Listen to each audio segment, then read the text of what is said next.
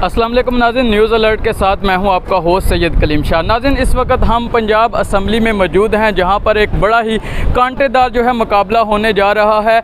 आज जो है वज़ीर आला पंजाब का जो है आज सेहरा किसके सर पर सजेगा, अभी कुछ ही देर में ये फैसला हो जाएगा। जो दो कैंडिडेट हैं मद मुकाबल, उनमें जो है एक तरफ जो है मियाँ हमज़ा शहबाज और जबकि उनके मुकाबले में दूसरी जानब गुजरात से ताल्लुक़ रखने वाले चौधरी परवेज़ इलाही हैं। यहाँ पर एक बड़ी गहमा गहमी है। अभी कुछ ही देर पहले हमारी जब पाकिस्तान तहरीक इंसाफ के रहनुमा शहबाज गिल से बात हुई तो उनका कहना था कि हमारी जो नंबर गेम है वो मुकम्मल है और इंशाल्लाह ये कामयाबी जो है पाकिस्तान तहरीक इंसाफ को मिलेगी और जो है वज़ीर आला पंजाब का सेहरा भी पाकिस्तान तहरीक इंसाफ के रुकन जो हैं जो परवेज़ इलाही हैं उनके सर पर सजेगा।